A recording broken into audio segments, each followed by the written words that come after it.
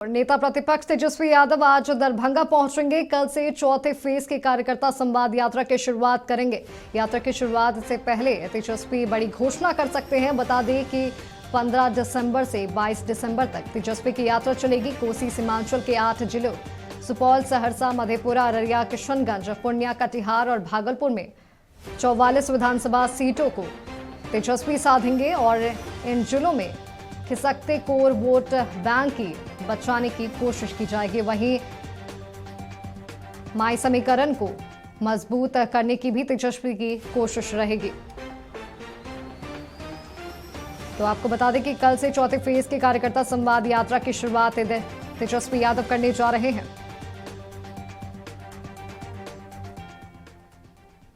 अधिक जानकारियों के साथ हमारे सहयोगी मरगूब आलम हमारे साथ जुड़े हुए हैं। मरगूब, आज दरभंगा पहुंचेंगे नेता प्रतिपक्ष तेजस्वी यादव और कल से उनके चौथे फेज की कार्यकर्ता संवाद यात्रा की शुरुआत भी है, क्या कुछ जानकारी?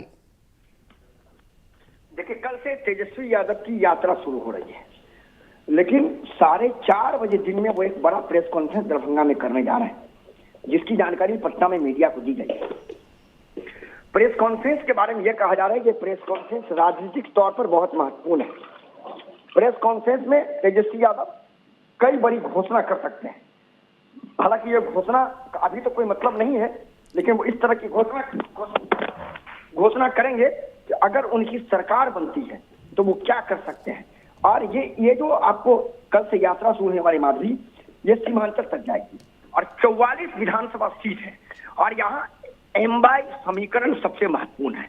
तो इन 44 सीटों पर वो सीधे तौर पर एमवाई समीकरण जो दरका है हाल के दिनों में, जो राजनीतिक विश्लेषक का भी कहना है, जो अन्य कह सकते हैं कि पार्टियों का कहना है, उसे साधने की कोशिश, उसे समेटने की कोशिश, उसको सामंजस्य करने की कोशिश और उसको एक साथ करने की कोशिश इस यात्रा का मूल मंत्र है। एमवाई समीकरण ही इस यात्रा का मूल मंत्र है, क्योंकि वो सीमांचल तक जाएंगे, खत्म करेंगे मिथिलांचल से सीमांचल। तो बिल्कुल आज महत्वपूर्ण प्रेस कॉन्फ्रेंस है, सबकी नजर है। और दूसरा, 44 विधानसभा सीटों पर उनकी कल से होने वाली यात्रा में एमवाई समीकरणों को सजाने, एमवाई समीकरणों को साफ रखने, दरके हुए एमवाई समीकरण को जोड़ने की एक बड़ी कवायद है।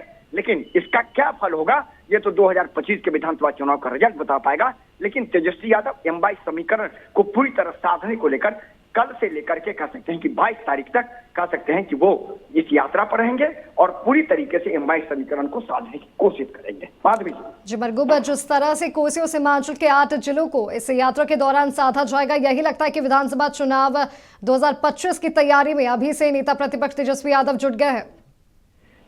माधवी, एक महत्वपूर्ण जानकारी हम आपको दे दें। पिछला बार जो विधानसभा चुनाव हुआ, ये वही सीमांचल का 8 सीट है जहां राष्ट्रीय जनता दल महागठबंधन की हार हुई और तेजस्वी मुख्यमंत्री नहीं बन सके। अब ये मैं बड़ा अपडेट बता रहा हूं आपको। अगर इस 8 सीटों पर अगर तेजस्वी यादव के एमएलए जीत जाते तो मुख्यमंत्री तेजस्वी यादव बनते, क्योंकि 116, 115 का उनको सीट आ गई थी और 122 मिलना था। 7 भी मिल जाता तो वो मुख्यमंत्री बन जाते, क्योंकि महागठबंधन तो स्वाभाविक बात है कि वो बहुमत में आ जाते। तो यही कारण है कि एमवाई समीकरण को साधने की ये बड़ी कोशिश है। हालांकि इसका फल क्या होगा ये तो रिजल्ट ही बता पाएगा, 2025 में विधानसभा चुनाव के बाद आएगा। माधुरी